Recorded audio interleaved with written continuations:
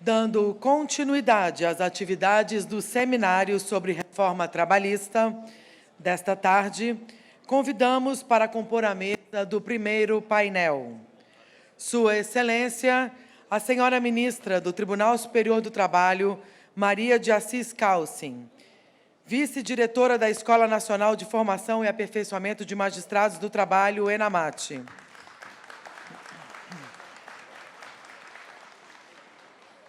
A ministra Calcin atuará também como presidente da mesa deste primeiro painel. Convidamos igualmente Sua Excelência, o senhor ministro do Tribunal Superior do Trabalho, Aloísio Correia da Veiga, convidado para abordar o tema A Prescrição na Justiça do Trabalho.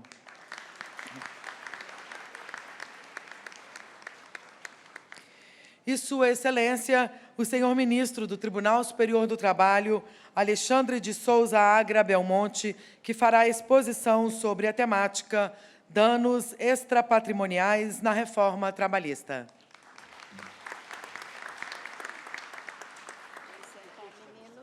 Senhoras e senhores, usará da palavra neste momento Sua Excelência, a senhora ministra Maria de Assis Calcin, vice-diretora da ENAMAT e presidente da mesa neste primeiro painel do seminário. Muito obrigada, boa tarde a todos. Para mim é uma honra e uma alegria muito grande presidir esse painel, que conta com a presença do ministro Aloísio Correia da Veiga, carioca de Petrópolis, do ministro Alexandre Agra Belmonte, nascido na cidade maravilhosa do Rio de Janeiro. Mas, sem maiores delongas, eu passo direto à apresentação do ministro Aloísio Correia da Veiga, que, como já nos disse a Fernanda, do cerimonial, abordará o tema da prescrição na Justiça do Trabalho. Embora o ministro Aloísio não precise, de uma apresentação, todos já o conhecem, mas faz parte do nosso cerimonial essa apresentação, ministro Aloísio. Então, com sua licença, já disse que o ministro Aloísio nasceu em Petrópolis, se formou em Direito lá em Petrópolis mesmo, ingressou na magistratura em 1981 como juiz de trabalho substituto da primeira região, lá no Rio de Janeiro. Participou da banca examinadora de vários concursos públicos para o cargo de juiz de trabalho substituto em diversas regiões da Justiça do Trabalho. É professor da Faculdade de Direito da Universidade Católica de Petrópolis desde 1984 e autor de trabalhos jurídicos publicados em diversas revistas especializadas. Integra a Associação dos Magistrados do Trabalho da Primeira Região, a MATRA 1, tendo sido presidente da entidade em 1993. Em 98, o ministro Aloísio foi convocado pela primeira vez pelo Tribunal Superior do Trabalho para atuar, inicialmente por 6 meses, como juiz convocado no TST, época em que nos conhecemos, ministro Aloísio? Em dezembro de 2004, foi empossado, então, ministro dessa Corte. Foi membro da Comissão Permanente de Jurisprudência e Precedentes Normativos do TST, de 2007 a 2011. Atualmente é conselheiro do Conselho Superior da Justiça do Trabalho, é membro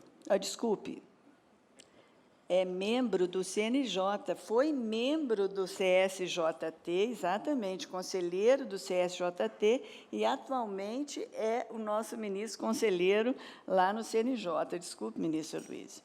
É membro da Academia Nacional de Direito do Trabalho, do Instituto dos Advogados Brasileiros e foi diretor da Escola Nacional de Formação e Aperfeiçoamento de Magistrados do Trabalho no biênio 2011-2013. Passo, então, a palavra ao ministro Aloísio Correia da Veiga. Boa tarde a todos. Inicialmente, agradecer as palavras elogiosas de Sua Excelência, a ministra Maria de Assis Calcin, como amiga, não poderia ser diferente. Vamos falar sobre um tema que me deram a prescrição trabalhista nesse momento de crise, nesse momento de reforma do da reforma trabalhista, né, da modernização que dizem trabalhista. Eu ia usar da prerrogativa que me dá o Estatuto do Idoso e falar sentado, mas como está, né, longe, está aqui pertinho, o tal do PowerPoint, que é a nova modernidade, que é o que chamam de segurança jurídica, né, eu prefiro falar daqui. E, naturalmente, dizer que, de fato, nós estamos vivendo um momento altamente indagativo no sentido do alcance dessas reformas, da reforma do Estado, da reforma daquilo que nós temos como pressuposto para dar continuidade à atuação do direito do trabalho nesse cenário de reforma, nesse cenário de mudança, de paradigma, de modo a alcançar o verdadeiro objetivo de uma história que vem se tornando uma realidade. E, com relação ao aspecto da própria estrutura e da própria movimentação que se faz, não só com relação à reforma trabalhista, mas, sobretudo, com relação ao aspecto dessa reforma trabalhista nesse cenário, inclusive com uma volta e meia, uma informação cada vez mais, que eu disse, maçante, com relação à estrutura e à existência da justiça do trabalho. A importância da justiça do trabalho se demonstrou e se notabilizou com o tempo. Não é, naturalmente, a história ou interesses de determinados segmentos que poderá afetar, que poderá combater, que poderá, sobretudo, destruir uma estrutura que foi construída no nosso país, assim como em países congêneres, com uma segurança e com uma afirmação e com uma realização, com uma efetividade jurisdicional capaz de dar ao jurisdicionado a certeza de que suas demandas são analisadas, suas demandas são decididas, instruídas e decididas com seriedade. Essa função da Justiça do Trabalho não se pode deixar de realçar e ressaltar para evitar essa conversa que já cansativa, que já vai se tornando cansativa, que, de vez em quando, de falar em que há necessidade de extinção da própria Justiça do Trabalho, fruto, naturalmente, de uma ignorância e de um desconhecimento que nós, muitas vezes, somos incapazes ou impotentes para reagir à altura. Mas, com relação à reforma trabalhista, com relação à reforma e ao tema que me é proposto, que é, naturalmente, a prescrição. É verdade que a questão da reforma, da mudança, da conveniência e oportunidade, o próximo ministro Marco Aurélio disse, em momento de crise é muito difícil fazer uma reforma abrangente, né?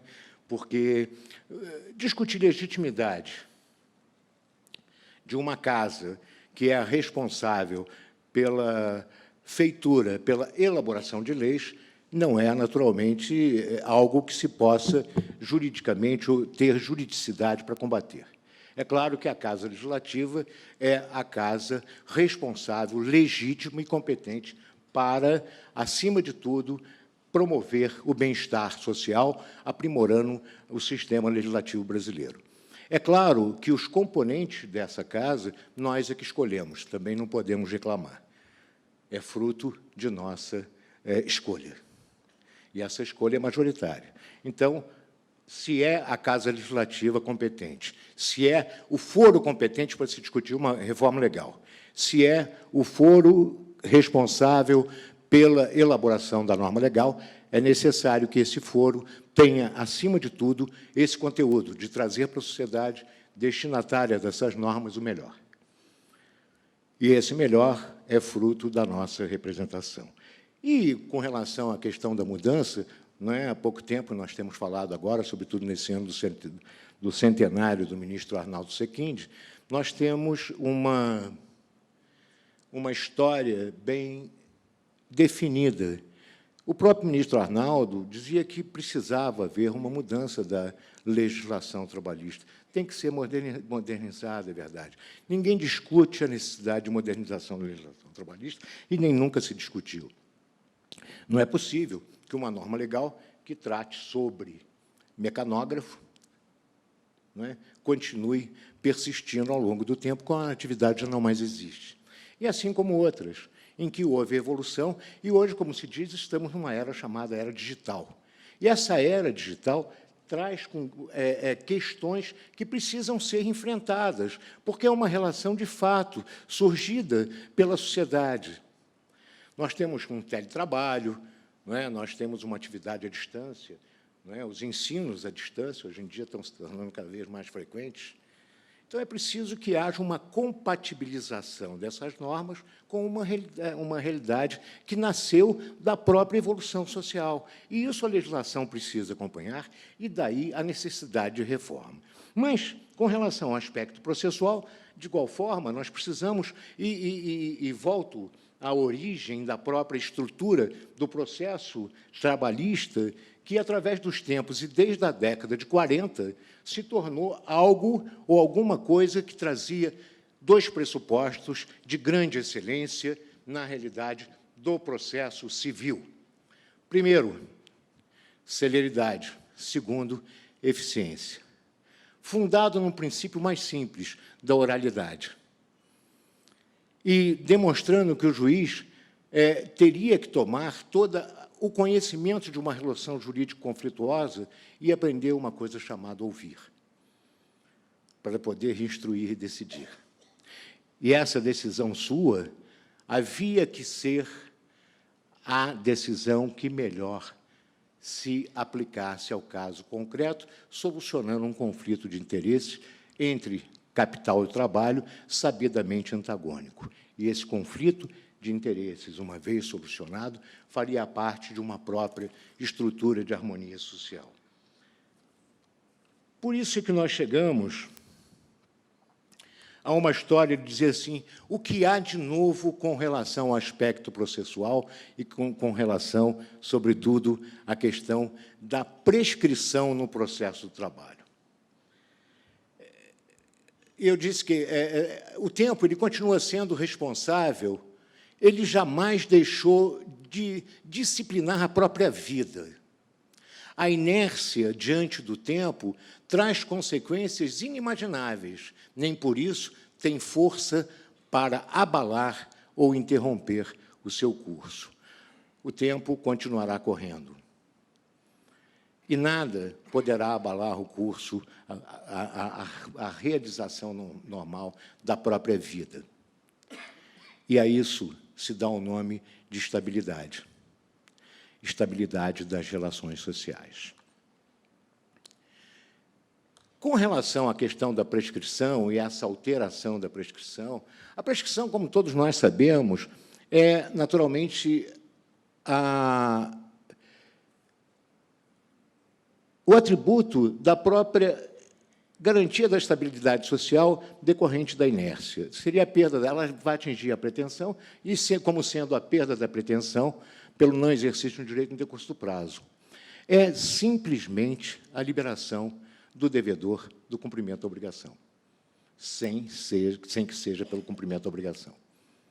Libera-se o devedor do cumprimento da obrigação por uma simplesmente inércia do titular.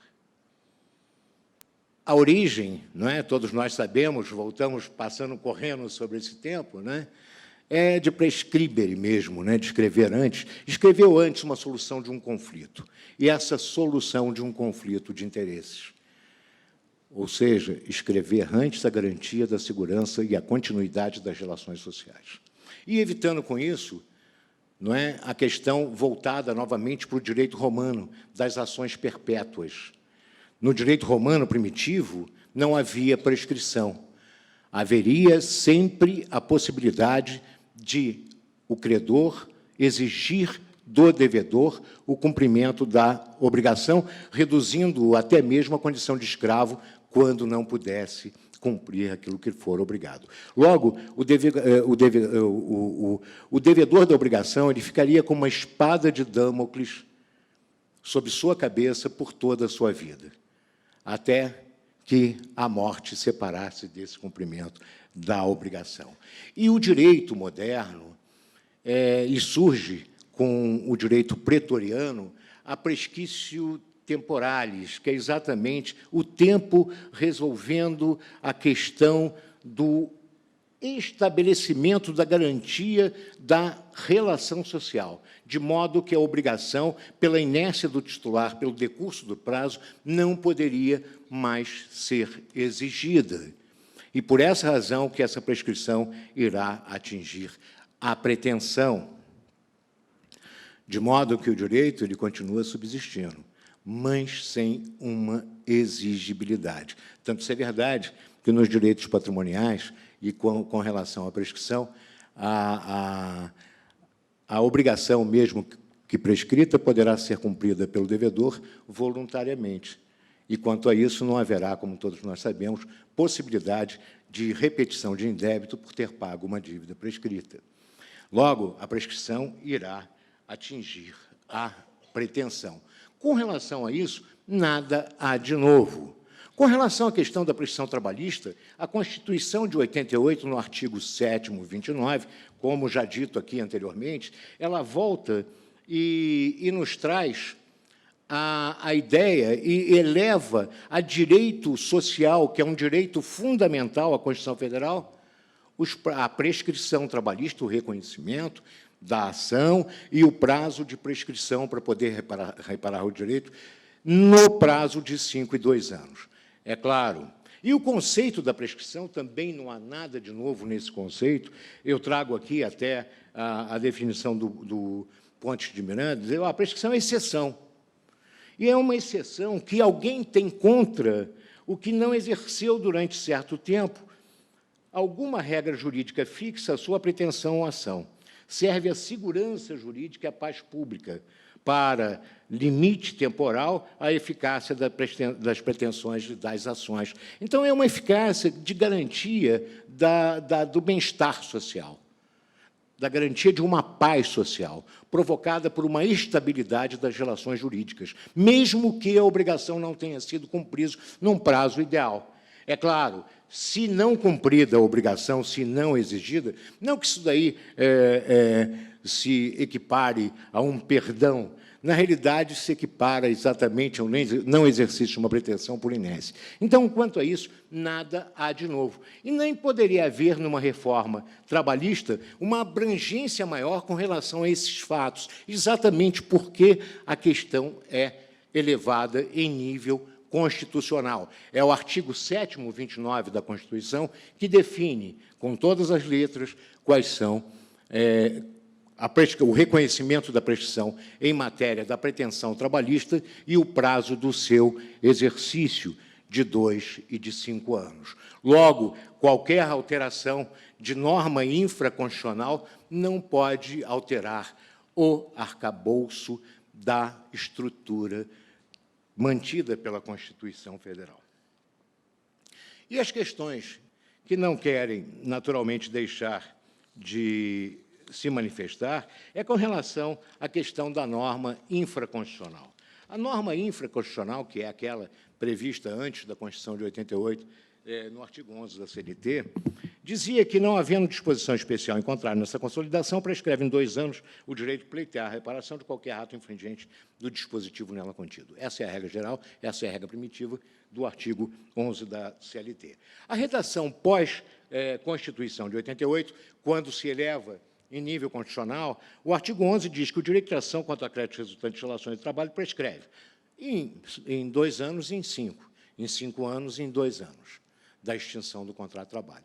E a alteração primitiva trazia uma diferença com relação ao aspecto do trabalhador rural, que a emenda 28 veio, a emenda constitucional número 28, veio e igualou todos os prazos prescricionais, por isso que eu vou passando adiante, para não cansá-los com essa regra legal já por todos conhecidas. E a Constituição Federal, então, tem 2 momentos também com uma alteração em nível de emenda constitucional, que é adaptando a questão da emenda 28, restringindo o prazo de prescrição do trabalhador rural, como estava previsto no artigo 7º, 29, a linha B do texto primitivo anterior à emenda da Constituição de 88. Com a emenda 28, passa-se, então, a regra comum. Ação quanto aos créditos resultantes das relações de trabalho, com prazo prescricional de 5 anos para os trabalhadores urbanos e rurais,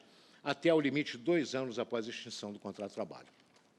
Então, o trabalhador urbano e rural tem um prazo de 5 anos para pretender qualquer reparação de direito, desde que exercida também no limite de 2 anos contados da extinção do contrato de trabalho. Sem entrar no aspecto do questionamento se o prazo de 2 anos é decadencial, se o prazo não é decadencial, se o prazo de 5 anos é um prazo de prescrição genuíno, na realidade, quase que o efeito é o mesmo, porque um é um prazo processual, ação para propor, quer dizer, um é a pretensão mesmo, porque o direito continua existindo, em qualquer relação. Eu não, no limite de 2 anos, eu não tenho mais a pretensão, não tenho mais o direito de pretender reparação judicial de direito lesado. Mas nem por isso eu perco o direito natural, o direito existente, o direito que poderá ser cumprido voluntariamente pela parte. Por isso que esse prazo, em se tratando de prazo em direito patrimonial, ele não é decadencial, porque decadencial eu não poderia validar um casamento nulo, ou depois de declarado nulo.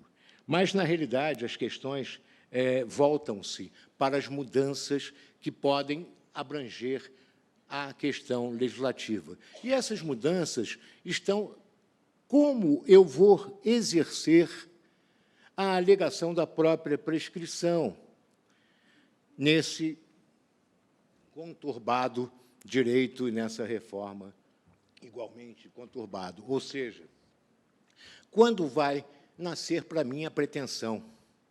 É a primeira. A segunda, como eu vou exercê-la? A terceira, a questão da prescrição total e da prescrição parcial. E a outra é a questão da interrupção da prescrição. Como eu faço para interromper o curso do prazo prescricional?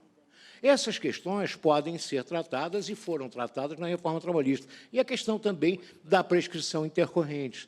Então, essas são as questões que podem ser tratadas na reforma, porque, com relação a esse arcabouço, com relação a esse princípio da prescrição, jamais poderia, por se tratar de matéria constitucional.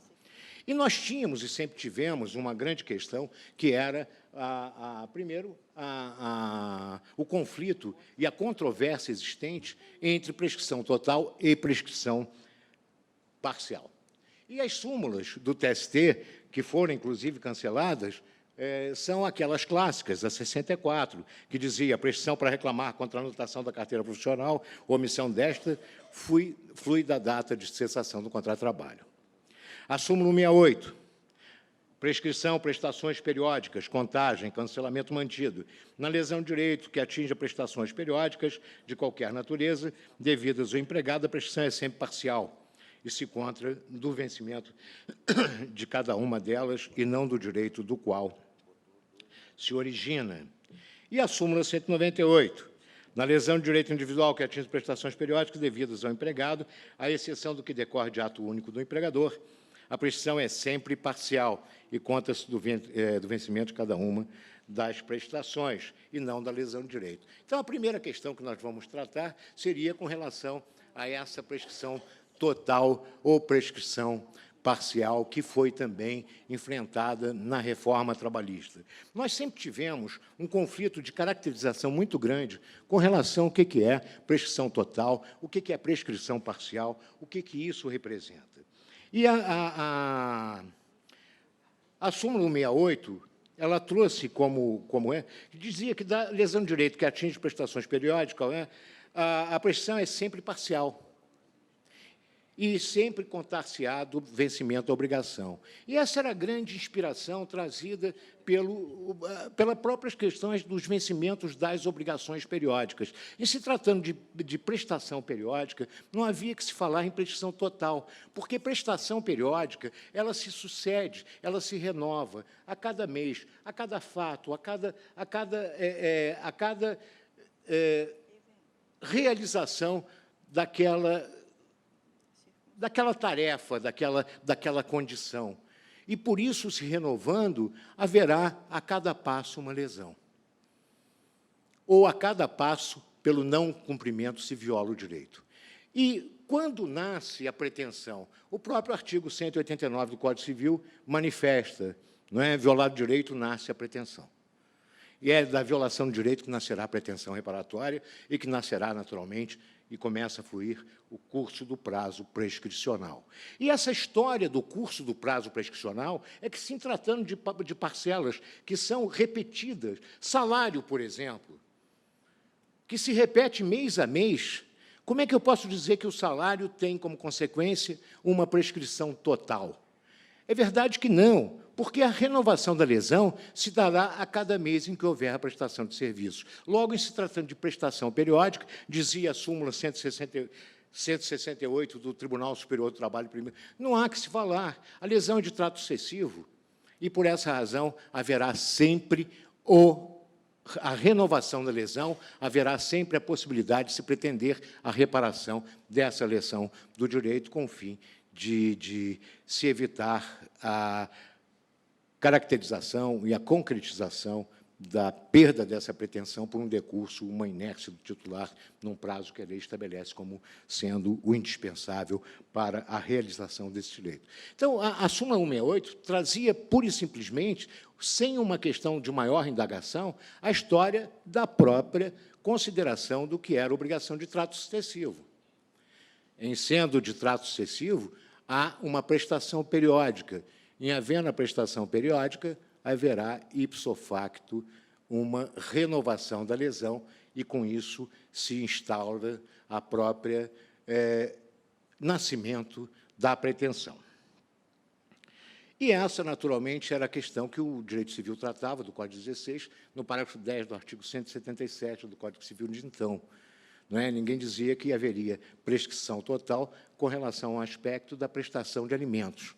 A prestação de alimentos, o direito não era atingido, e muito menos a pretensão aos alimentos era atingido pela inércia do titular durante um prazo que a lei estabelecia. Ora, passado aquele prazo, as prestações que não tivessem sido abrangidas pela prescrição, elas poderiam ser naturalmente exigidas com base naquela fundamentação que outorgou, ou que deu a outorga da própria pretensão e do próprio reconhecimento do direito. A inércia do titular não afetava especificamente, mesmo que ela fosse contínua durante um prazo, mas atingiria apenas e tão somente as prestações.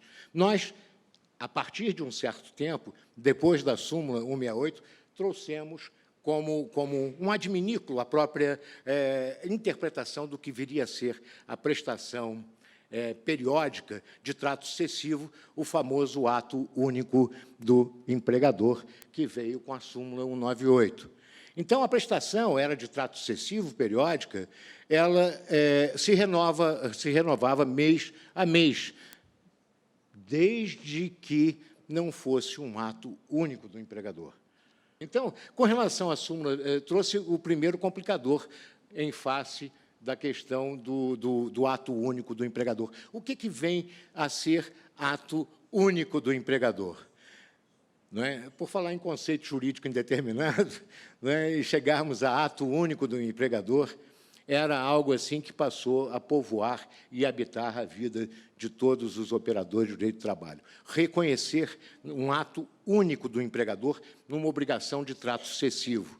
Não é uma tarefa fácil, sobretudo porque, nas obrigações periódicas, o trato sucessivo se renova. Mas era saber o seguinte, olha, eu tenho uma obrigação, ou eu crio uma relação jurídica, embora ela tenha um caráter continuado, como toda relação de prestação, de utilidade, de continuidade.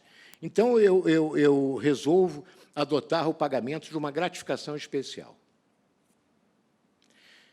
De repente, não tem nenhuma norma legal que me obrigue a conceder essa gratificação. Num determinado momento, essa gratificação não mais se subsiste com relação ao exercício da atividade. Não é aquela gratificação de função, não é, que poderia ser tirada, porque está lá no parágrafo 468, mas uma outra gratificação qualquer. E muito bem, resolve, por ato único do empregador, retirar essa gratificação. É verdade, a própria 468 estabelece a bilateralidade em qualquer alteração, desde que não seja em prejuízo. Mas houve. Muito bem. Ficará o empregador com essa espada de Damocles sobre sua cabeça enquanto durar a relação de emprego? Essa é a questão. E é essa questão que a súmula 198 tentou resolver com o ato único do empregador.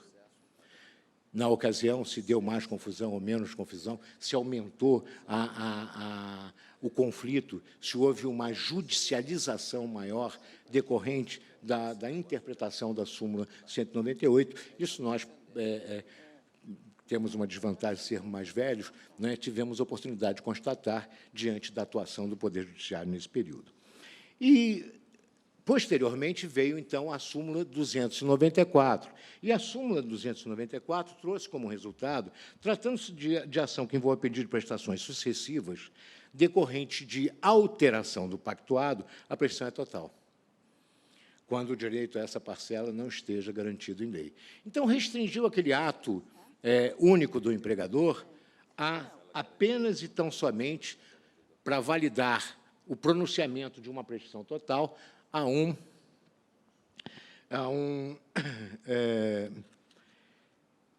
uma alteração do pactuado.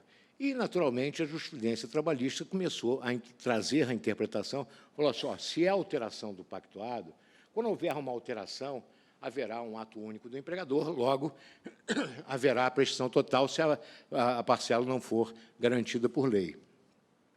Mas a interpretação começou a trazer o sentido de fazer uma distinção entre alteração do pactuado e descumprimento do pactuado.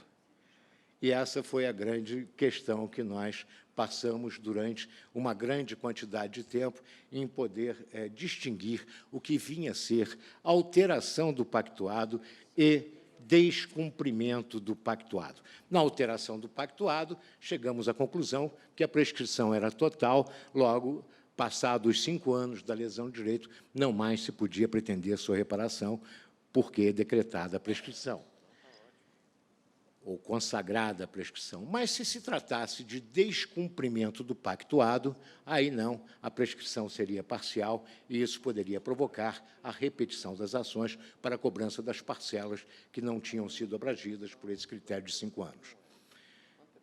E essa, novamente, traz a subjetividade no sentido de saber qual a diferença entre alteração e descumprimento. E chegávamos à conclusão, então, que a alteração era quando eu pegava, tinha um pactuado e dizia, olha, aquilo que eu pactuei dessa forma, passei a pactuar desta outra forma.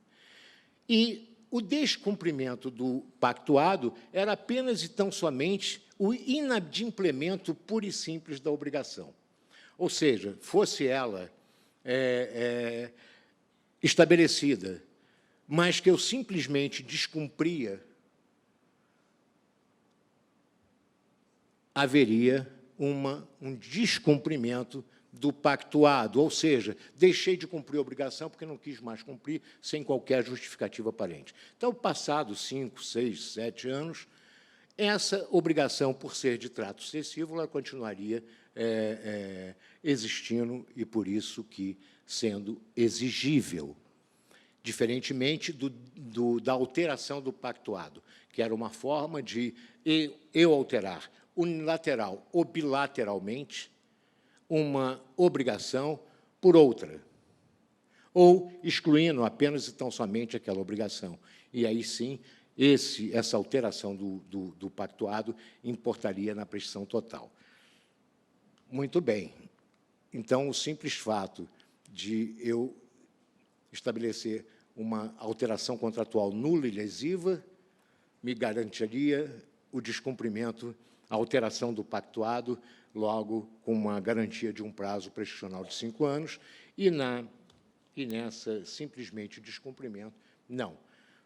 Essa foi a questão que permeou todas essas histórias da Justiça do Trabalho nesse período.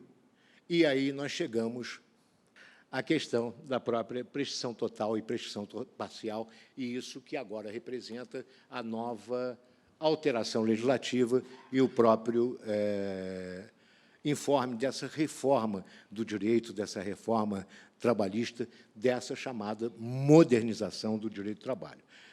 Prestações periódicas e de trato sucessivo são aquelas que eram previstas no artigo 177, no parágrafo 10 do Código Civil 16, e que agora vem transcrito no 206 do Código Civil, que diz o seguinte: prescreve em 3 anos a pretensão relativa a aluguéis de prédios urbanos ou rústicos. O simples fato de morar numa determinada casa alugada e deixar de pagar o aluguel durante 3 anos consecutivos não absolve o locatário de não ter que pagar as prestações não prescritas, ou seja, de ele continuar morando. Olha, já que eu não paguei 3 anos de aluguel, vou continuar morando de graça o resto da minha vida, porque prescreveu em 3 anos. Não é assim. Sabemos que as prestações de caráter e de trato sucessivo, elas continuam e haverá sucessivamente uma violação de direito. E assim acontecerá com o salário. Se eu não pago o salário, não significa dizer que eu adquiri um cambono que vai trabalhar sem receber o resto da vida dele, porque em 5 anos prescreveu. Não é verdade. A relação jurídica de trato sucessivo e continuada, ela tem obrigações sucessivas e continuadamente. E, por isso, que ela vai gerar obrigações, vai gerar o dever de reparar, cuja inércia será punida com a prescrição daquelas parcelas. Né? Dormientibus non succurrit virt, né? E nem haverá, naturalmente, pelo direito, a consagração da garantia pela inércia. A inércia não garante, ao contrário, é a consagração da estabilidade jurídica e da absolvição e da liberação do devedor do cumprimento da obrigação pelo não exercício de um direito num prazo que a lei estabelece. Então, todas essas questões do artigo 206, pretensões para receber prestações vencidas de rendas temporárias e vitalícias, pretensão de haver juros e dividendos, são clássicos de prestações de trato sucessivo que prescrevem mês a mês. Nós temos obrigações que prescrevem mês a mês nas relações de trabalho, na relação de emprego. São aquelas de ordem pecuniária que se estabelecem com contrato. Agora, a alteração contratual, se lesiva, ela tem o prazo de prescrição e não vai ficar no tempo provocando essa continuidade, porque houve uma supressão por uma alteração. Discutir-se se a alteração foi boa ou ruim é que a lei estabelece um prazo ideal de exercício. E assim nós considerávamos com a obrigação que é aquela obrigação decorrente da própria alteração do pactuado. Nós é que demos uma interpretação um pouco mais abrangente entre alteração do pactuado e descumprimento do pactuado, para, muitas vezes, no descumprimento do pactuado, incluir obrigações que eram típicas de alteração do pactuado, só que, de fato, eram lesivas. E, em sendo lesivas, teriam que ser pretendidas num prazo que a lei estabelecia, 5 e 2 anos, senão estaria prescrito. E, normalmente, isso acontecia, e os grandes provocadores dessas obrigações de trato sucessivo nessas condições foi o poder público, né? As empresas de economia mista, que foram os maiores clientes dessa sucessividade nessas relações de trabalho. A gente não vê o dono da padaria, né, criando caso lá por obrigação de descumprimento ou alteração do pactuado.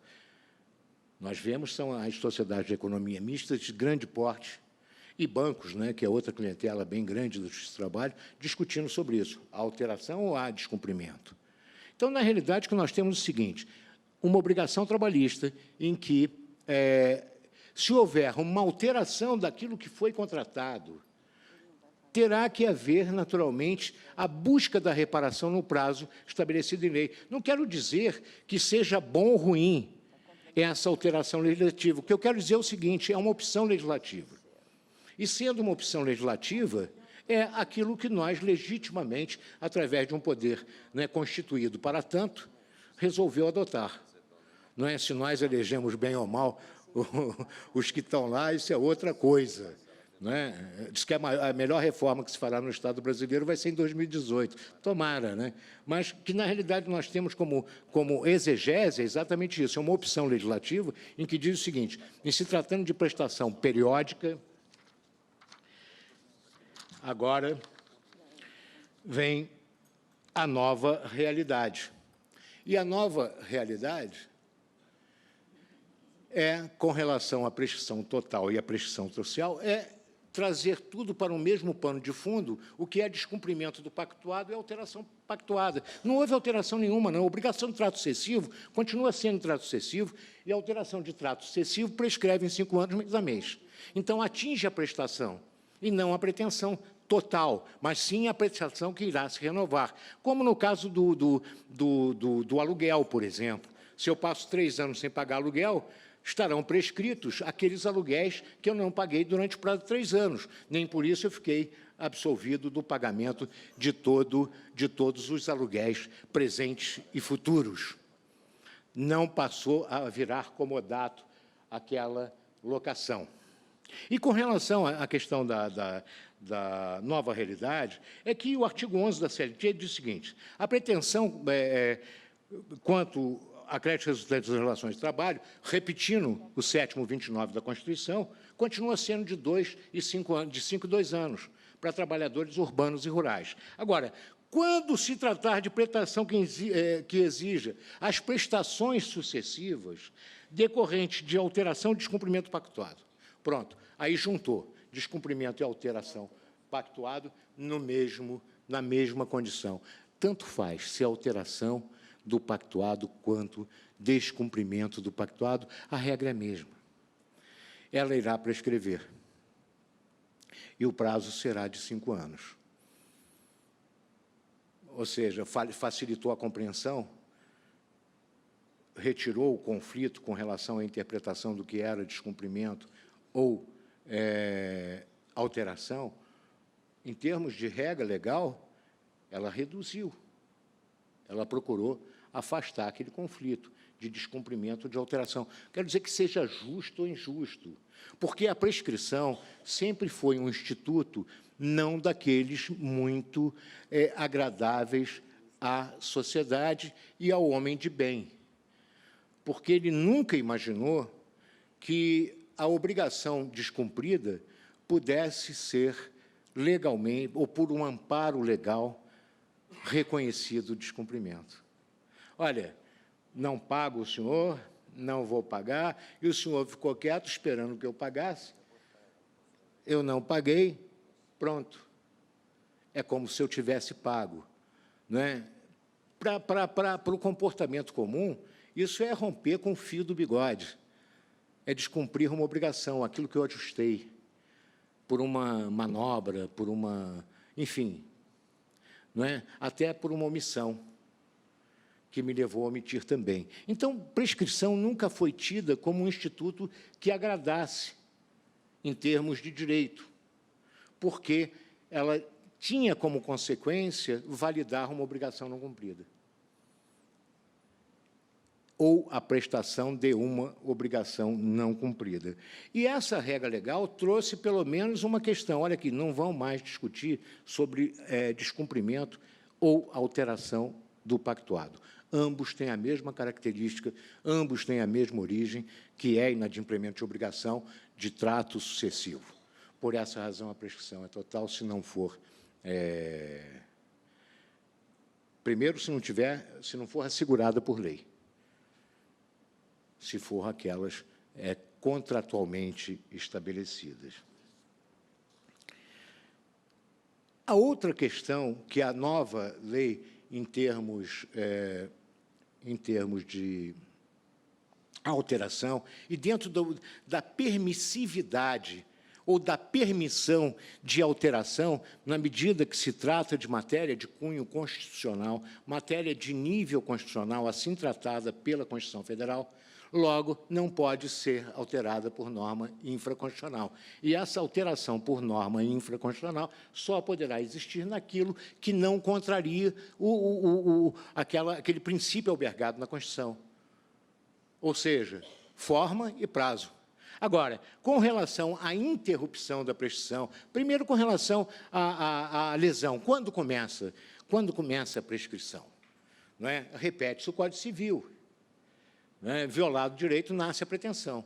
Então, é da violação do direito que começa a nascer a pretensão para eu poder pretender a reparação do direito. Não há novidade nisso. Com relação ao aspecto da interrupção da prescrição no CPC, nós tínhamos o Código de Processo Civil, primitivamente, dizendo que a prescrição considera-se interrompida na data do despacho que ordenasse a citação. E, no artigo 240 do CPC de 2015, a interrupção da prescrição, operada pelo despacho que ordena a citação, ainda que proferido por juiz incompetente, retroagirá a data da propositura da ação. Nós, na Justiça do Trabalho, nunca tivemos dúvida com relação a isso, na medida em que, no processo de trabalho, pela simplicidade do processo de trabalho, pelos princípios que norteavam o processo de trabalho, a atuação do juiz era pós-propositura da ação, pós-citação, e ele vinha tomar conhecimento da relação jurídica estabelecida na audiência. Portanto, que, a partir da pretensão ajuizada, haveria, naturalmente, a interrupção da prescrição. Então, sempre foi dentro do aspecto da Justiça do Trabalho, a interrupção da prescrição se dava com o ajuizamento da ação. E, naturalmente, violado o direito, nasce a pretensão. Nascendo a pretensão, ela irá correr e será interrompida pelo ajuizamento da ação, e esse sempre foi a nossa história, não da citação, mas sim do simples procedimento de ajuizamento da pretensão. E a questão dessa interrupção, a súmula 268, nossa, dizia o seguinte: a ação trabalhista, ainda que arquivada, interrompe a prescrição somente em relação aos períodos idênticos. Então, com relação à interrupção da prescrição, ela interrompia a prescrição, mesmo que arquivada. E, naturalmente, aquela interposta com mais razão para juiz incompetente. E, no Código Civil Brasileiro, a interrupção da prescrição trouxe a novidade, somente poderia ocorrer uma vez. Não era mais aquela interrupção da prescrição que ficava, não é, ao longo, tornando perpétua a ação. Inclusive, questões trabalhistas mesmo, em que o empregado, numa determinada época, isso no Rio de Janeiro foi muito grande, e teve um processo lá na década de 60, 70, não é? Nenhum dos senhores era nascido ainda, não é mesmo? E a gente tinha visto, até o advogado Fulbosísio, foi uma defesa dele fabulosa. E era um processo até da Lufthansa, não é? Que tratava na ocasião, mas não era nem o conteúdo da liquidação, que era o PIB da Alemanha, né, que envolvia aquela ação, mas era uma questão com relação ao aspecto de interrupção da prescrição, porque o dirigente, o titular do direito, toda vez que ia chegando o prazo de 2 anos, ainda do artigo 11 primitivo da CLT, ele, protestava, interrompia a prescrição. Pronto, não fazia nada. Então, durante uns 8 ou 10 anos, ele foi interrompendo a prescrição. E assim ia fazendo. Até que um dia, quando ele foi demitido, entrou com ação mesmo. Né? Mas já tinha uma história de interrupção de prescrição durante anos, anos e anos. E isso, naturalmente, trazia essa indagação, essa inquietação. Até quando, não é Colsquitanda em Catilina, não, mas até quando eu posso enfrentar essa história da interrupção da prescrição por um ato de vontade do devedor, sem que ele me cobre? Apenas uma ameaça. Olha aqui, ó, você vai ficar com a espada de Damocles sobre sua cabeça enquanto eu quiser, porque a cada 2 anos eu vou interromper essa prescrição por um simples protesto. Já está na hora? Então, vamos ter... Legal. Mas, então, com relação a isso, o Código Civil trouxe a novidade, interrupção da prescrição só uma vez. E, no processo de trabalho, na atualidade, qual o meio da interrupção da prescrição trabalhista? A interrupção da prestação trabalhista, essa é a regra da reforma, e essa regra transforma no artigo 11, parágrafo 3º, ou traz a novidade, dizendo o seguinte: a interrupção da prestação somente ocorrerá pelo ajuizamento de reclamação trabalhista, mesmo que em juízo incompetente, ainda que venha a ser extinta sem resolução do mérito, produzindo efeitos apenas em relação aos pedidos idênticos. Isso nada mais é do que a reprodução da nossa súmula, com relação ao aspecto de como considerar a interrupção da prestação, que era aquela, olha, ajuizada a reclamação trabalhista, mesmo assim, só para pedidos idênticos, não abrangendo pedidos que não foram formulados anteriormente. E, naturalmente, a questão também, ainda que não deixa de trazer a indagação, é com relação ao aspecto da interrompida prestação. Nesse método de interrupção da prestação, através do ajuizamento da ação, pode haver outro meio de se interromper a prestação? Disse o legislador que a interrupção da prescrição trabalhista somente ocorrerá pelo ajuizamento da reclamação. Se é somente pelo ajuizamento da reclamação, não caberia interrupção da prescrição por outros meios que não aquele do ajuizamento da ação. Agora, retiraria a interrupção da prescrição por um meio extrajudicial? Ou seja, vale o protesto, uma só vez, para interromper a prescrição, como regra geral, ou estaria essa interrupção somente por um método que seria o ajuizamento da reclamação trabalhista? Ora, o fato de a interrupção da prescrição somente ocorrerá, esse somente ocorrerá, me parece que não é uma questão apenas, então, somente semântica, somente ocorrerá.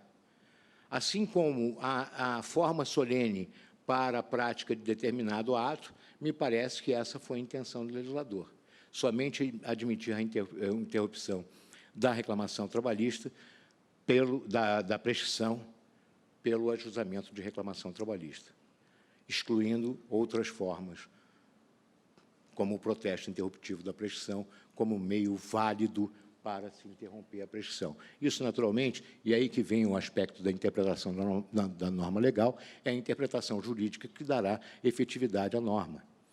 Ou seja, isso daí é exclusivo? Ou isso não impede que métodos eficazes, por exemplo, o reconhecimento do devedor sobre a pretensão. Olha aqui, ó, devo sim, não é? Reconheço que estou devendo, peço um prazo de mais uma semana, ou mais 5 minutos, por favor, mais 5 minutos, por favor, não é? Para poder cumprir a sua obrigação. É válido? Interrompe a prescrição? Esse alcance é, naturalmente, a questão que nós falamos todos de interpretação. Porque é verdade, somente ocorrerá, me parece, estão elegendo um método, uma forma, ou um meio, e esse meio como sendo o ideal. E esse meio ideal é... Esse meio ideal seria o ajuizamento da reclamação trabalhista como melhor ou preferencial de qualquer outro. Se preferencial de qualquer outro ou se exclusivo de qualquer outro. E com relação à questão da prescrição intercorrente, essa é a nossa grande história, essa é a nossa grande conflito através dos tempos. Súmula 114 do Tribunal Superior do Trabalho e súmula 300 e alguma coisa do Supremo Tribunal Federal. A súmula do Supremo Tribunal Federal dizia, olha, cabe a prescrição na intercorrente no Justiça do Trabalho. E nós dizíamos não. E por que havia esse conflito? Porque essa matéria era processual, então não chegaria ao Supremo. Chegou numa certa época primitiva, e ele pôde dizer que a prescrição intercorrente se aplicava ao processo de trabalho. E nós dissemos, não se aplica. E, do momento que nós dissemos não se aplica a prescrição intercorrente na Justiça do Trabalho, nós entendemos assim por quê? Porque, simplesmente, ou pura e simplesmente, isso daí antes da Lei 13.205, né, do cumprimento da sentença no processo civil, a legislação nossa dizia exatamente o seguinte: a execução trabalhista é uma fase do processo de conhecimento. Embora, tipicamente, diga que ela começa pela citação, mas há uma continuidade. E essa continuidade, como fase, ela é ato de ofício do juiz. Se é ato de ofício do juiz... Me perdoe esse de... mas esse ato de ofício do juiz não pode haver prescrição, porque o juiz é que teria que praticar o ato, de dar impulso à execução. E assim nós entendemos durante muito tempo. Depois voltou o questionamento, porque o credor não achava bens do devedor, ficava aquele processo parado 5, 10, 15, 20 anos, e iria para a história da execução, arquivo provisório, e isso ficava aquela penduricalha, e os juízes não se conformavam também com o não reconhecimento da prescrição intercorrente, e vários tribunais passaram a entender que a prescrição intercorrente era aplicável ao processo de trabalho. E isso provocou a nossa reafirmação, embora com vozes importantes, mas dissonantes, com relação à interpretação aqui no próprio Tribunal Superior, uns entendendo que caberia a prescrição intercorrente, outros entendendo que não, de modo que a STI, no final, pacificou, entendendo que não era cabível a prescrição intercorrente, porque não havia mudado aquele princípio maior, exatamente da prescrição ser de ofício e não por provocação da parte. E, como ato de ofício, não caberia ao juiz se manifestar. Me parece que o próprio legislador, sensível a essa restrição, ele restringiu a prescrição intercorrente ao processo de execução, ou à fase de execução, ao dizer no parágrafo 2º que a declaração da prescrição intercorrente, pode ser declarada, mas a fluência, no parágrafo 1º, perdão, a fluência do prazo prescricional intercorrente inicia-se quando o exequente deixa de cumprir determinação judicial no curso da execução. Logo, no processo de conhecimento, estaríamos não abrangentes no processo. Assim como diz que a interrupção da prescrição somente ocorrerá com o ajuizamento da reclamação, e a lei não traz palavras inúteis, não é mesmo? Quando ela diz somente será,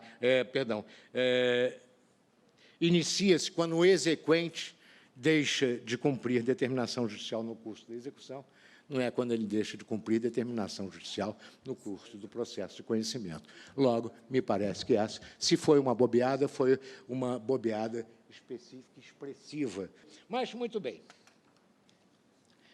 A questão, primeiro, da prescrição é com relação ao aspecto da garantia da ordem, da paz social, da segurança jurídica e da estabilidade dos direitos. Essas são as questões que informam a própria prescrição e assim nós entendemos. E com relação à crítica à reforma, quanto à prescrição, é preciso dizer exatamente o seguinte: não houve alteração significativa, embora ela possa trazer consequências maiores quando junto o descumprimento do pactuado com a alteração do pactuado, de modo a alterar a questão, a própria, que o dever nos chama, né? Pois não, a própria questão da junta à alteração com descumprimento pactuado. E isso dá, naturalmente, uma certa estabilidade nesse sentido, dizer, olha, vai prescrever se eu não ajuizar a ação nesse prazo. O grande problema da crítica que se faz chama-se insegurança da relação de emprego. Enquanto a relação de emprego pode ser, o contrato de trabalho pode ser rescindido arbitrário e sem justa causa, me parece que não haverá grandes possibilidades de ações individuais pretendendo reparação de direito. Logo, a gama de prescrição haverá de ser um pouco maior do que era anteriormente. Mas isso daí é um estado e um momento que nós temos que verificar no futuro. E no futuro, que já se iniciou em 11 de novembro, não é? Que dizer assim, não é que o tempo não para, né? E o tempo passa. O tempo não passa, né? O presente vira passado quando a gente termina de falar sobre ele, não é mesmo? Então, o futuro é que trará, naturalmente, o resultado, e espero que seja para melhorar essas condições do homem e que ele adquira, não é, por último, um bem maior, que é o bem-estar social. Muito obrigado, senhores. Me perdoem pela insistir no tema e ocupá-lo. Obrigado.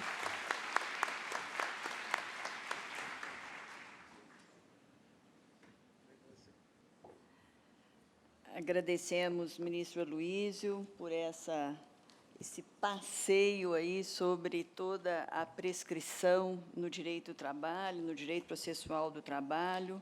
Nós sabemos que Vossa Excelência tem que compor o órgão especial que começa agora às 16h30, então sinta-se à vontade para a hora que entender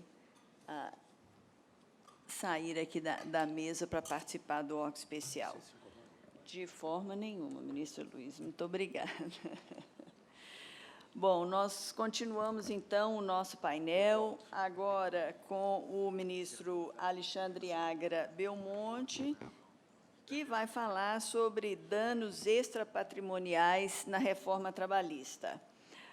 O ministro Alexandre nasceu na cidade do Rio de Janeiro, ingressou na magistratura em abril de 1993 como juiz do trabalho substituto do TRT da Primeira Região, após aprovação como primeiro colocado no concurso.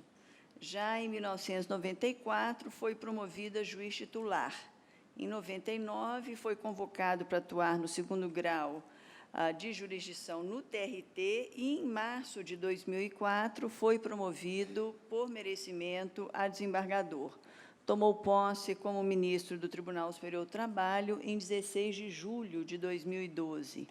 Atualmente integra a subseção 1 da seção especializada em dissídios individuais, SDI 1, e a terceira turma. Aliás, vai compor o SDI 1 só até dia 1º de dezembro, depois disso já vai para a SDI 2. Participou da comissão que elaborou a instrução normativa editada em março de 2016, que objetivou compatibilizar o novo CPC, o processo do trabalho.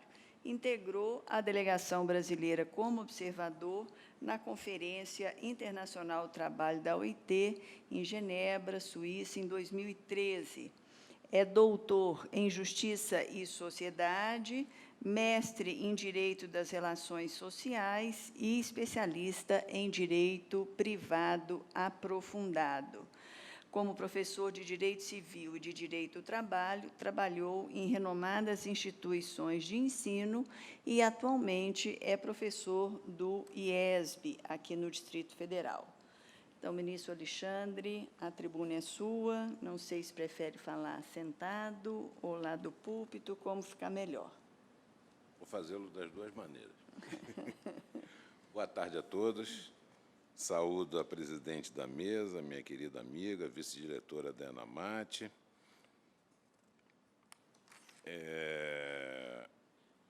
ministra Calcin, ia saudar o ministro Aloísio, mas já o fiz, ele já saiu, precisou atender a compromisso. Agradeço o convite da ministra Peduzzi, diretora da ENAMAT. Parabenizo os organizadores desse seminário, que eu considero até bastante oportuno, e é uma realização conjunta da ENAMAT, do Cefast, também da Escola Nacional de Magistratura. Cumprimento os advogados, procuradores, juízes, desembargadores aqui presentes, muitos da minha região, Primeira Região, outros também meus amigos de outras regiões. Eu estava pensando aqui que lá de Petrópolis, de onde vem o ministro Aloísio, até o Rio de Janeiro, são 71,1 quilômetros. Então, ele também não morava perto da praia, não. Bem distante.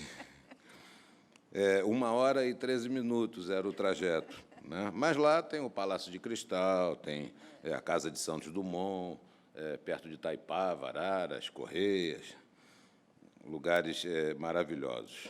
Eu, de minha parte, troquei 2 quadras da praia por alguns metros do Lago Paranoá. E 200 processos por mês por 11.000 anuais. Não sei se foi uma boa troca, mas, de qualquer maneira, é bastante gratificante. esse negócio de prescrição é tudo muito bonito, mas eu quero saber da decadência, que ninguém fala sobre ela, e que é um tema realmente palpitante, relacionado aos direitos potestativos, de criação, alteração e modificação de relações jurídicas. E, por falar em prescrição, me parece que a reforma, na parte de danos extrapatrimoniais, trouxe um dispositivo específico sobre ela. Vamos ver se a gente consegue.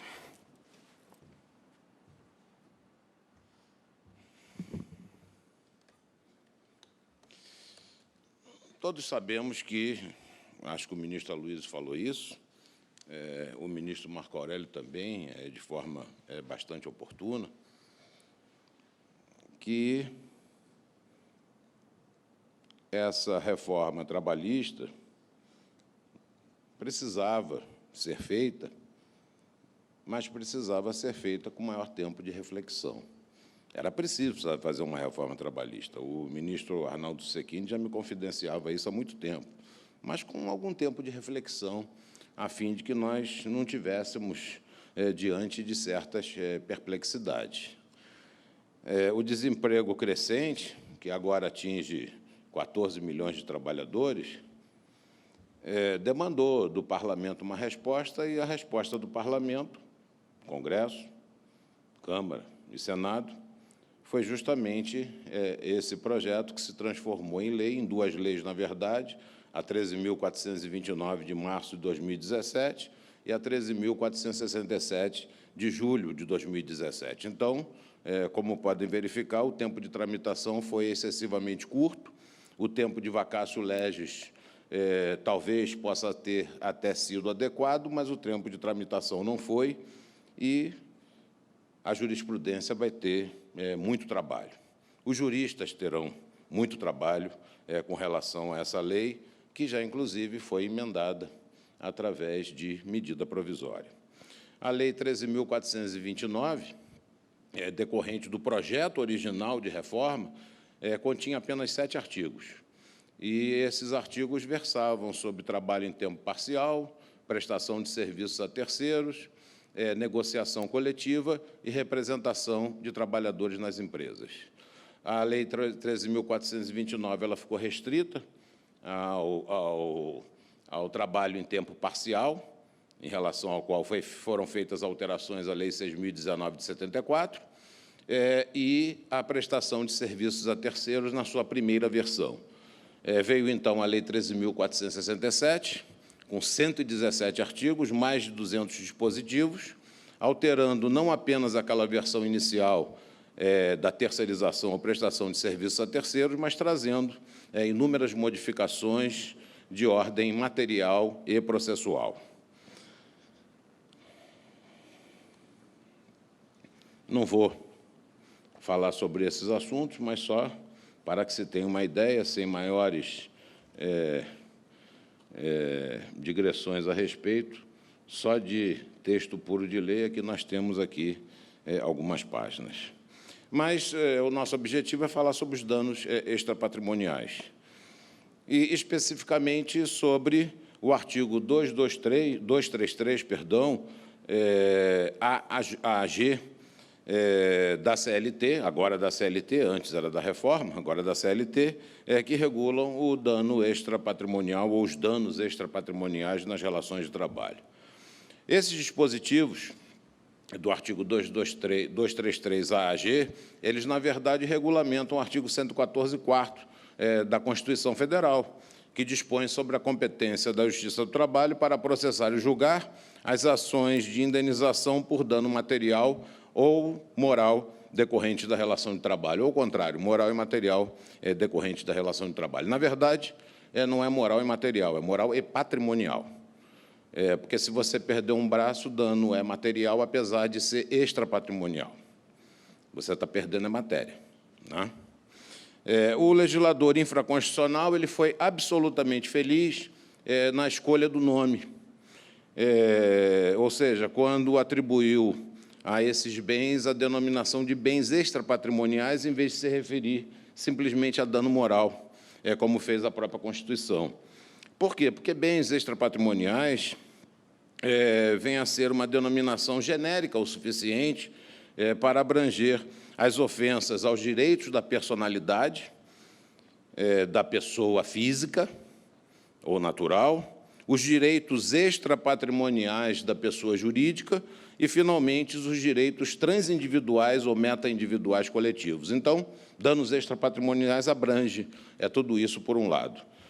Por outro lado, também abrange os danos morais, abrange os danos existenciais e abrange os danos estéticos. Então, realmente, trata-se de uma denominação genérica o suficiente para essa designação, e me parece que o legislador foi bastante feliz nesse aspecto.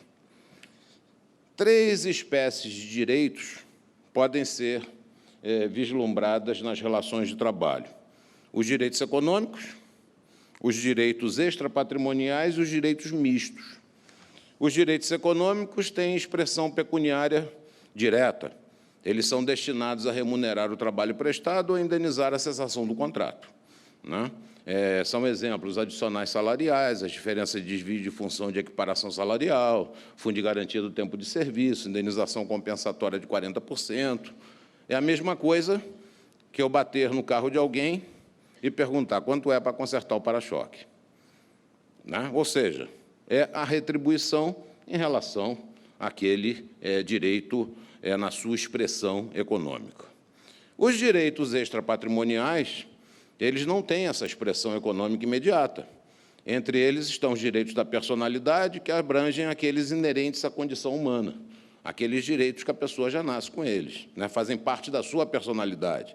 Direito à vida, à saúde, à intimidade, à vida privada, à integridade física. Bem também, como também os direitos extrapatrimoniais das pessoas jurídicas e os transindividuais a que eu já me referi. Finalmente, os direitos mistos, que pouca gente fala sobre eles, né? Embora eles tenham expressão econômica imediata, eles também possuem um aspecto extrapatrimonial. A exemplo do salário, cuja subtração, além da reparação patrimonial, pode atingir o direito à subsistência do trabalhador hipossuficiente, colocando esse trabalhador em uma situação aflitiva perante si mesmo, perante a família e perante a sociedade. Então, eu não pagar o salário, que é um direito patrimonial, pode resultar numa lesão extrapatrimonial reflexa. Esses aí são os direitos mistos, né? É apenas um exemplo. Os direitos de natureza econômica, quando violados, geram a reparação patrimonial, mediante reparação dos danos decorrentes das obrigações trabalhistas, calculado conforme o prejuízo, e abrange, como sabemos, os danos emergentes e também os lucros cessantes. Quanto aos direitos extrapatrimoniais, quando ofendidos, eles são suscetíveis de gerar responsabilidade compensatória dos danos decorrentes. E os direitos mistos, quando violados, podem gerar indenização por danos patrimoniais e indenização por danos extrapatrimoniais reflexos. Por outro lado, a ofensa a direitos extrapatrimoniais também pode gerar danos patrimoniais reflexos, é o outro lado da moeda, é a via de mão dupla, como ocorre nos acidentes de trabalho. Nestes, o dano estético, consubstanciado no defeito físico aparente pela perda de um membro, não elide a composição do dano moral decorrente dos complexos e limitações experimentados pela vítima e, conforme o caso, dos danos existenciais pela frustração do projeto que ele pudesse ter de vida. E esse projeto vem a ser abreviado exatamente pelo acidente do trabalho. Todavia, o dano extrapatrimonial é suscetível de gerar de forma reflexa a reparação dos danos patrimoniais, ressarcimento das despesas médicas e hospitalares, além de indenização ou pensão vitalícia decorrente da perda parcial ou total da capacidade laborativa. Então, o dano extrapatrimonial pode causar dano patrimonial, e o dano patrimonial também pode causar, reflexamente, dano extrapatrimonial. Feitas essas considerações iniciais, que me parecem bastante pertinentes pelas conclusões que iremos tirar, nós podemos passar ao exame dos dispositivos que foram acrescentados à CLT pela Lei 13.467 de 2017, referentes aos danos extrapatrimoniais. O artigo 223-A ele dispõe o seguinte: aplicam-se à reparação de danos de natureza extrapatrimonial decorrentes da relação de trabalho apenas os dispositivos deste título.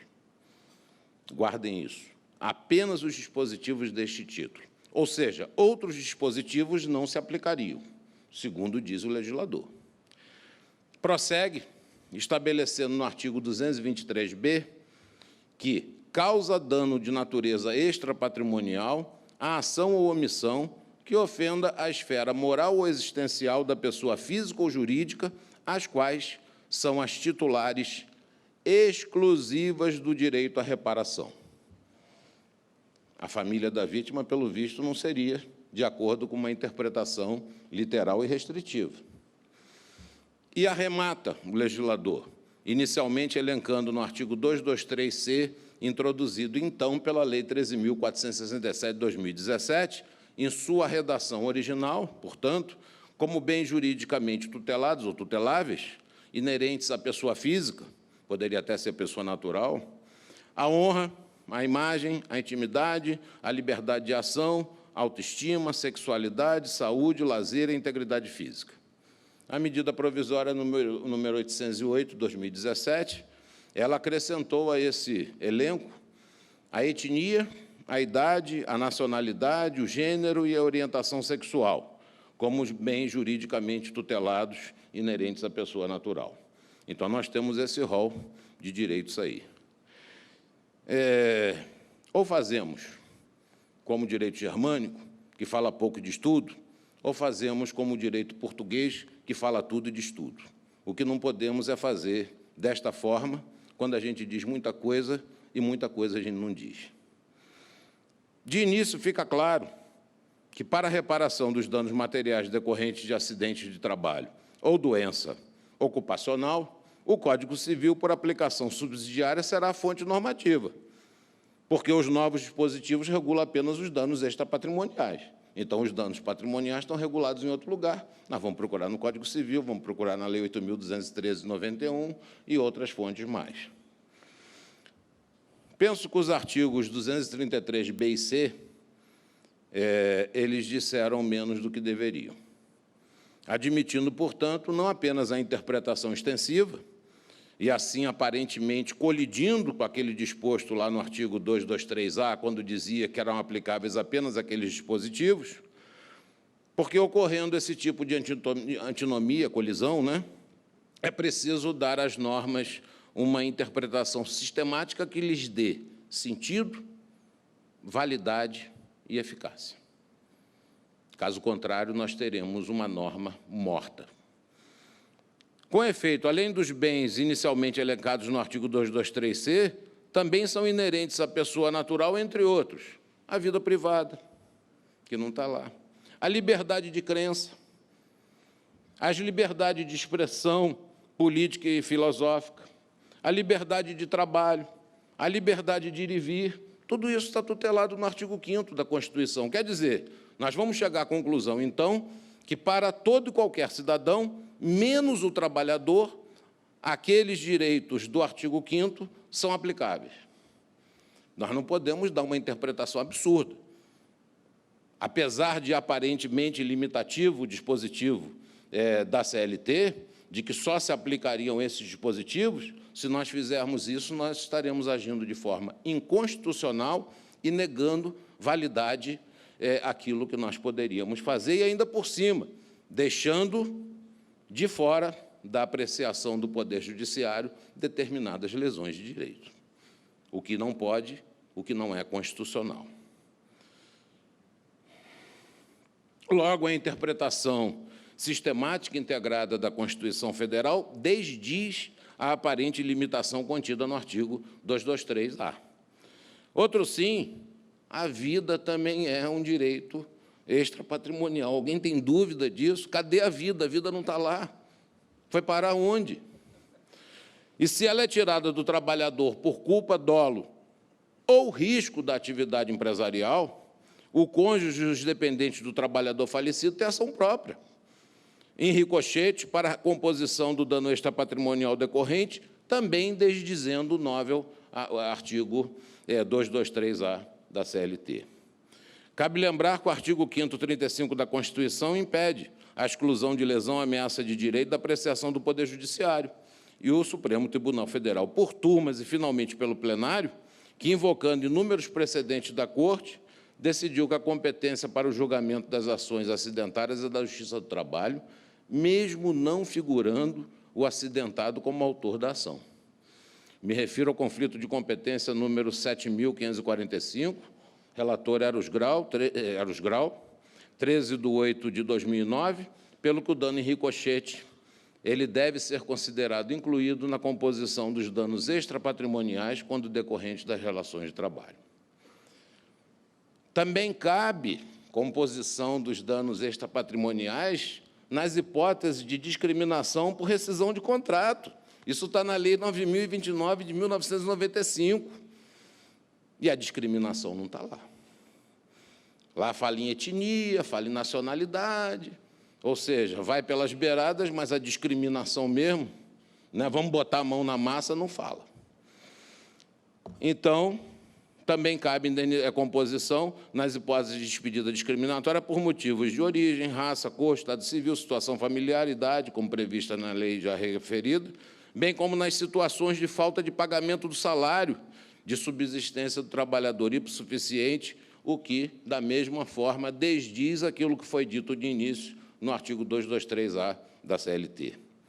Finalmente, é de se interpretar que o dano estético ou aparente, decorrente da ofensa à integridade física, por si só também é suscetível de causar dano extrapatrimonial, independentemente dos danos moral e existencial, a não ser que eu pense que esses danos estéticos estão incluídos no conceito de dano moral. Se não estiverem, e o STJ, por exemplo, entende que não está, que são dois danos distintos, é preciso, então, incluí-los de forma a reparar esse tipo de lesão. Imaginem um trabalhador que fica com o rosto todo queimado, ou então, às vezes, com sequelas até, não vou dizer mais evidente, que eu acho que não há nada mais evidente com o rosto queimado, né? Mas a perda de uma perna, a perda de um braço, enfim, ficar claudicante, são defeitos físicos aparentes que precisam ser compostos, e geralmente ocorrem por conta de acidente do trabalho. A medida provisória esclareceu que, na reincidência de quaisquer das partes, o juízo poderá elevar ao dobro o valor da indenização, mas que ela ocorrerá se ofensa idêntica ocorrer, acontecerá se ofensa idêntica ocorrer no prazo de até 2 anos contados do trânsito em julgado da decisão condenatória. Isso aqui é uma surpresa trazida pela medida provisória que não tinha, né? É o TUCOC, né? Aquela surpresa que é aplicável como exceção da boa-fé objetiva, né? Lógico, não é o caso, é apenas para traçar um paralelo. O que o legislador quis dizer com isso? Ou seja, só vai haver reincidência se essa reincidência ocorrer no prazo de 2 anos. Me parece que nós estamos diante aí de uma nova hipótese de prescrição. Parece que é isso. Ou seja, tudo aquilo que aconteceu 2 anos antes não pode ser considerado para efeito de reincidência. Então, seria uma nova hipótese de prescrição. Muito bem. Se nós não tivéssemos prescrições quinquenal e bienal. A de 2 anos é a partir da extinção do contrato, mas a de 5 anos vigora durante o contrato. Então, nós estamos aplicando aqui, estaríamos aplicando uma prescrição de 2 anos para um contrato que está em curso. Ou seja, tudo aquilo que acontecesse nesses 2 anos não seriam, então, considerados. Acho que também é uma norma que me parece que deva ser interpretada pela jurisprudência. Enfim, na aplicação dos dispositivos contidos nos artigos 223-A a D, e o D são os bens extrapatrimoniais da pessoa jurídica, aí está direitinho, os que poderiam ser, inclusive, entre outros, né? O rol só é limitativo quando se trata do trabalhador. O intérprete deve, para efeito de superação da antinomia, integração e interpretação extensiva, considerar o dano extrapatrimonial reflexo, o dano em ricochete, os danos extrapatrimoniais previstos no artigo 5º da Constituição Federal e da Lei 9.029, de 1995, a responsabilidade objetiva ou dano em ré ipsa e, finalmente, os danos estéticos. Nos artigos 223 e F, o legislador dispõe sobre a corresponsabilidade, ou seja, todos aqueles que atuam com ação ou omissão para a verificação do evento são corresponsáveis, ok. Em proporção, ok também, dos que colaboram para a ofensa ao bem jurídico tutelado, bem como a possibilidade de cumulação com indenização por danos materiais por lucros cessantes e danos emergentes decorrentes do mesmo ato lesivo, ok. São duas coisas distintas.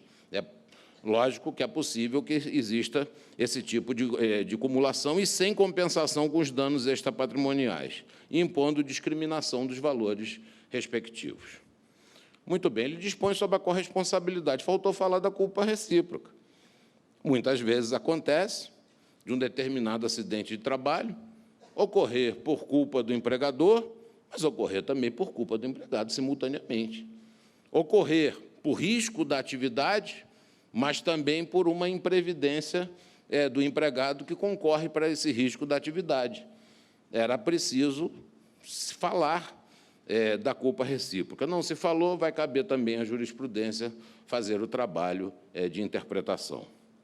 No artigo 223G, o legislador determina, e aí, a meu ver, corretamente, eu já havia escrito um livro sobre isso, sobre a quantificação do dano moral, a tutela e a quantificação dos danos morais nas relações de trabalho, que o juízo demonstre como é que ele chega ao valor que ele fixa no final, né? É preciso que ele considere, nessa fixação do valor dos danos extrapatrimoniais, entre outros critérios, a natureza jurídica do bem tutelado, a intensidade do sofrimento da humilhação, a possibilidade de superação físico-psicológica da ofensa, os reflexos pessoais e sociais da ação ou omissão, a extensão e a duração dos efeitos da ofensa, as condições em que ocorreu a ofensa ou prejuízo moral, o grau de dolo ou culpa, a ocorrência de retratação espontânea, o perdão tácito ou expresso, o esforço efetivo para minimizar a ofensa, o grau de publicidade da ofensa. Eu acho que tudo isso é importante, não necessariamente em conjunto, né? Lógico que perdão tácito ou expresso depende. Digamos que o trabalhador tenha se arrebentado num acidente de trabalho, com danos permanentes, sequelas funcionais evidentes de 100%, por mais que o empregado perdoe o empregador, é lógico que o empregador vai ter que indenizar os danos extrapatrimoniais decorrentes, como também os danos patrimoniais. O perdão aqui não vai servir de nada. O perdão pode servir para outras situações. Então, esses critérios não são necessariamente cumulativos. Mas é importante, por exemplo, o esforço para minimizar a ofensa. Eu aqui estou falando de dano extrapatrimonial, não estou falando dos danos materiais. Esses aí vão ser compostos. Mas digamos que o empregado realmente caia do andame, se arrebente todo por culpa do empregador, imprevidência dele, e o empregador vai, socorre o empregado, dá o melhor tratamento para ele, dá conforto à família. Será que, na hora de fixar os danos morais, isso não vai ser levado em consideração? Vai.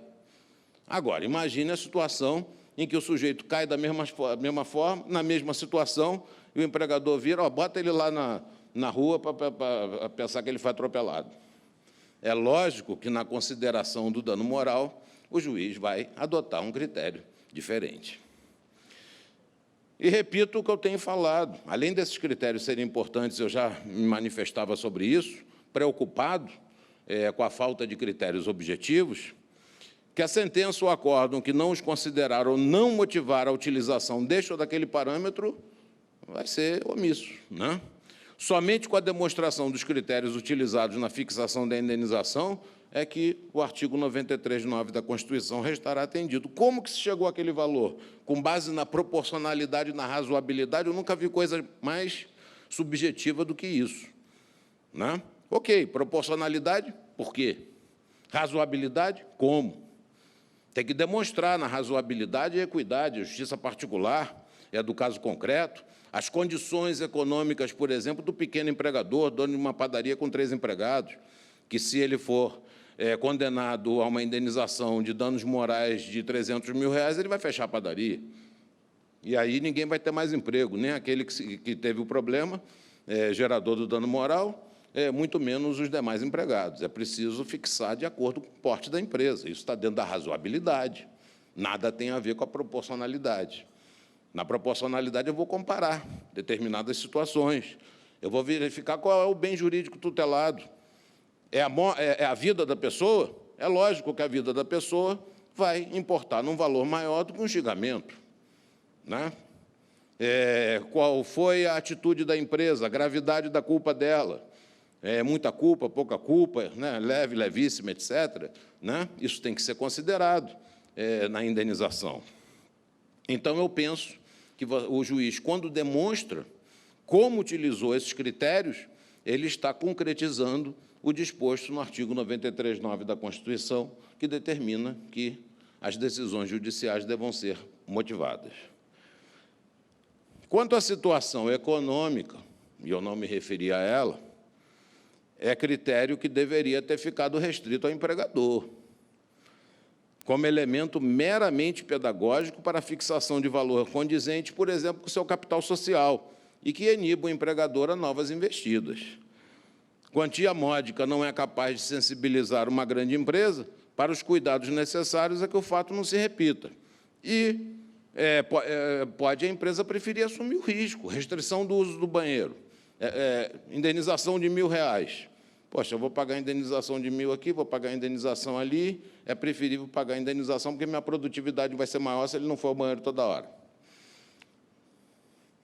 Uma empresa de grande porte pode pensar, não estou dizendo que vai pensar, mas pode pensar dessa maneira. Então, tem que ser uma quantia que sensibilize o empregador a fim dele mudar os métodos organizacionais e repelir aquela ofensa. E quantia excessiva pode simplesmente inviabilizar a continuidade do negócio. Então, tem que haver, realmente, por parte do juiz, uma ponderação.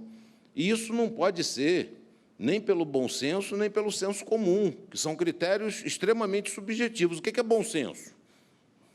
O que é senso comum? Não pode, tem que ser alguma coisa mais concretizável, mais palpável. Me parece que só os princípios ou os critérios da proporcionalidade, da razoabilidade, é que podem realmente, na operação desses critérios estabelecidos pelo legislador, levar a um lugar comum. É o que, em outras palavras, diz o artigo 944 do Código Civil, que, havendo desproporção, nesse caso, então, você vai, de forma razoável, fixar um determinado valor. Quanto ao trabalhador, a verificação de sua situação econômica para efeito de fixação do valor é fator discriminatório. Não pode. Como é que eu vou verificar a situação econômica do empregador? Olha só, qual é o nome do bem que nós estamos em tela? É bem extrapatrimonial. O nome está dizendo bem extrapatrimonial. Se é extrapatrimonial, e o nome já o diz, eu não posso falar em situação econômica do empregado. Esquece isso. Isso não serve para isso. Caso contrário, eu vou estar discriminando, vou estar dizendo que o trabalhador que ganha menos, ele deve ser menos considerado que o trabalhador que ganha mais, que deve ser mais considerado. Então, não posso partir desse tipo de critério, eu tenho que pensar num valor neutro.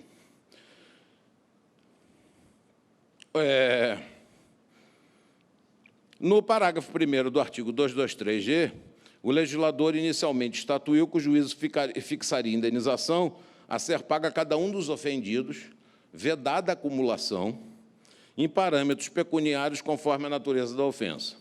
Isso foi a Lei 13.467 que fez. Se leve até 3 vezes o último salário contratual do ofendido, se média até 5 vezes o último salário contratual do ofendido, se grave até 20 vezes, se gravíssimo até 50 vezes o último salário contratual. Valorar bens jurídicos é uma providência indispensável. bens extrapatrimoniais, a perda da vida, a amputação de um membro, uma queimadura corporal significativa, uma doença profissional limitativa da vida ou da capacidade laborativa, uma desonra, trabalho escravo, assédio sexual, são ofensas gravíssimas, me parece. Uma despedida humilhante sem envolver a honra, a subtração reiterada de salários, a discriminação, a imputação de fatos inverídicos, o assédio moral estratégico, os atos de cerceamento das liberdades de expressão política, religiosa e ideológica, me parece que são ofensas graves, deveriam vir logo abaixo da vida.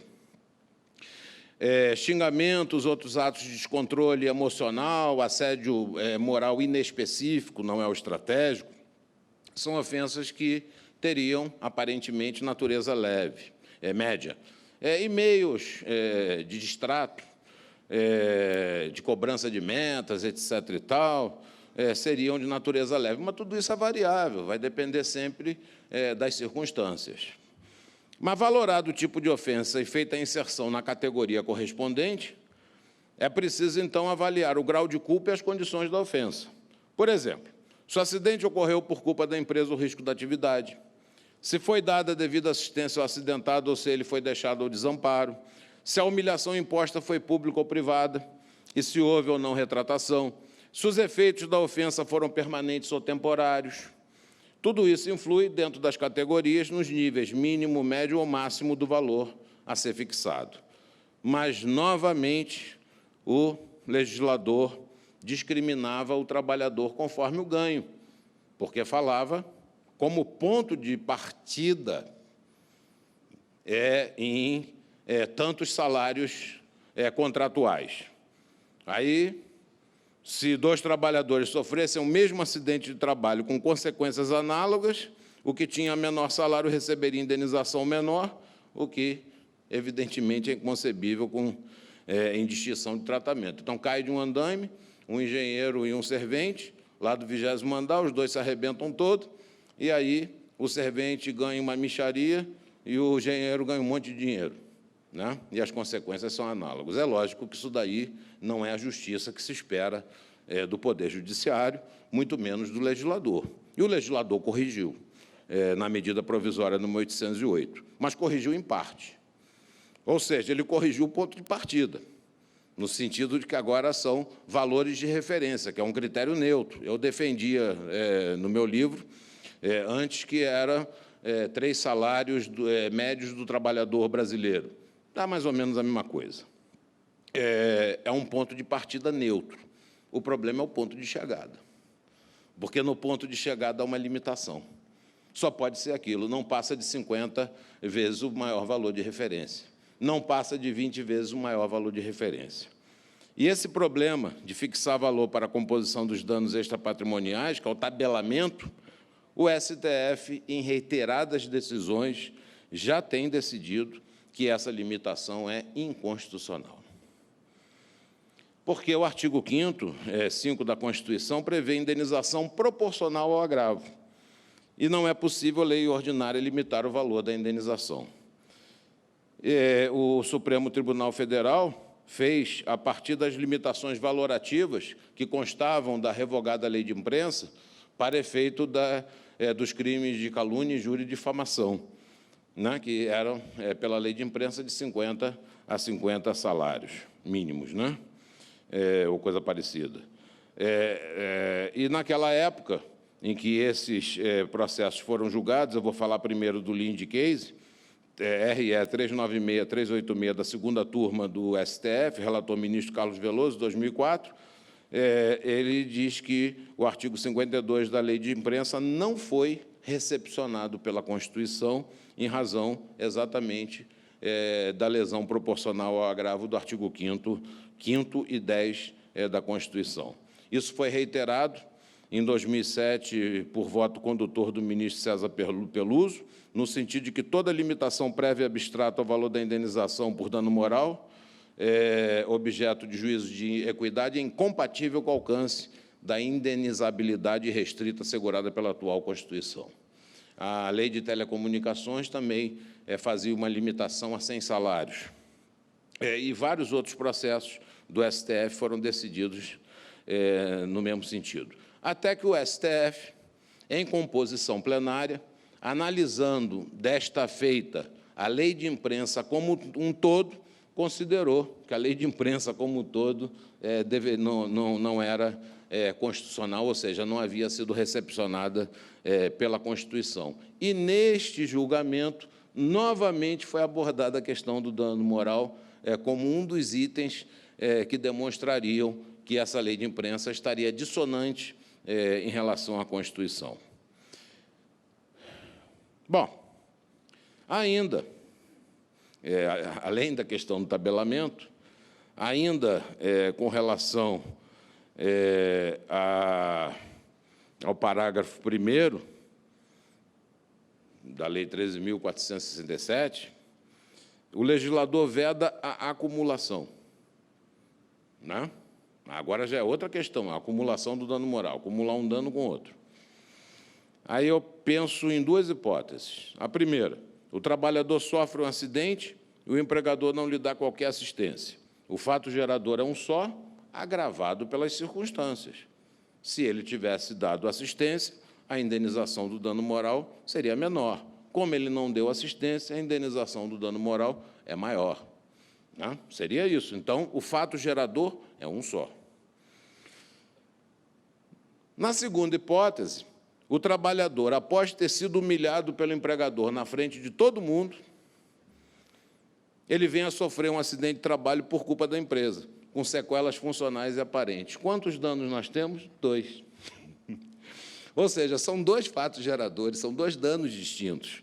Então, ele faz jus a dano moral pelo assédio e a dano moral por complexos e limitações funcionais que irão frustrar, inclusive, o seu projeto de vida, talvez até a dano estético. E aí não vai poder acumular os danos? Olha a situação.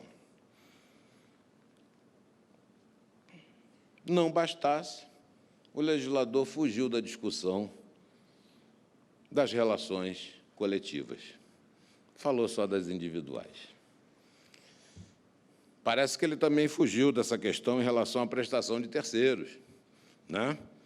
Que falou só sobre as relações privadas e não sobre as relações públicas. Mas aqui ele fugiu do debate. Ele se ateve às relações individuais e deixou de lado os critérios norteadores da indenização por dano moral coletivo, e que são diferentes dos critérios norteadores do dano moral individual.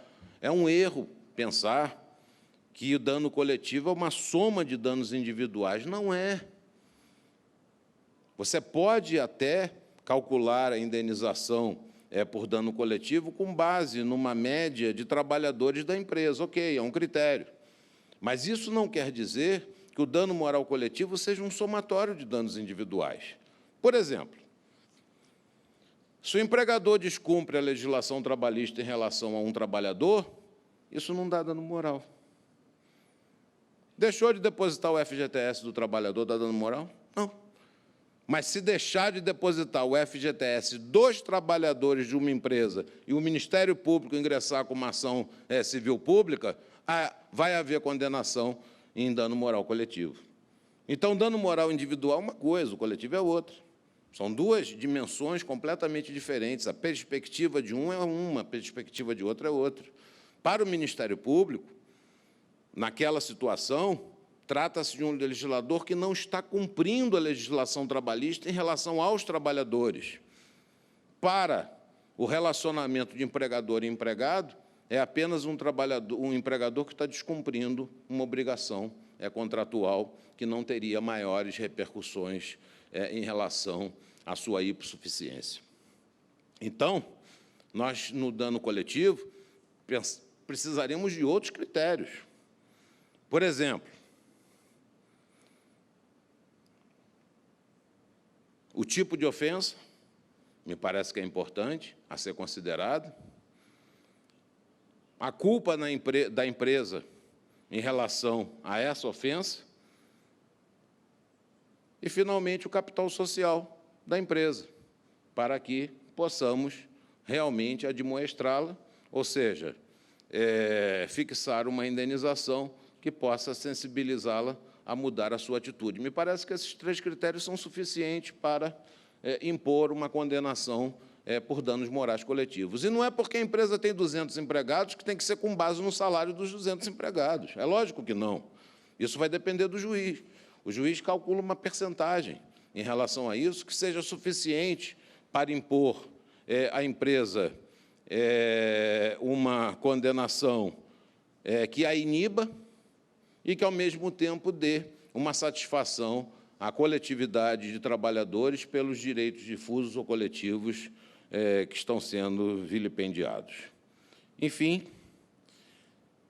penso que essas seriam as considerações iniciais que eu teria sobre essa questão dos danos extrapatrimoniais. Gostaria de falar muito mais, vocês não gostariam de me ouvir, certamente, porque o bom de quem fala é a vontade de falar, e o bom de quem ouve é a hora que ele acaba. Muito obrigado.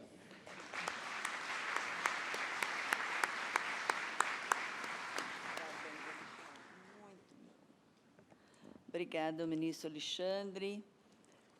Como vocês viram, fomos mesmo brindados hoje com as colocações do ministro Aloísio sobre a prescrição e agora do ministro Alexandre, esclarecendo aí toda essa questão dos danos extrapatrimoniais e principalmente em relação à reforma trabalhista, não é? Então, eu agradeço ao ministro Alexandre, ao ministro Aloísio, já agradeci, pela disponibilidade. A gente sabe que é sempre muito corrido, né, para vir aqui. A Enamat agradece de coração a vossas excelências. Me pediram para avisar que amanhã, não é, Glória, às 9h30 ou 9 horas? Às 9 horas recomeçamos aqui e declaro, então, encerrada a participação da reforma trabalhista hoje. Com a palavra, o cerimonial. Agradecer, muito obrigada, ministra. A Enamat agradece a presença de todos, agradecemos à mesa, uma boa noite.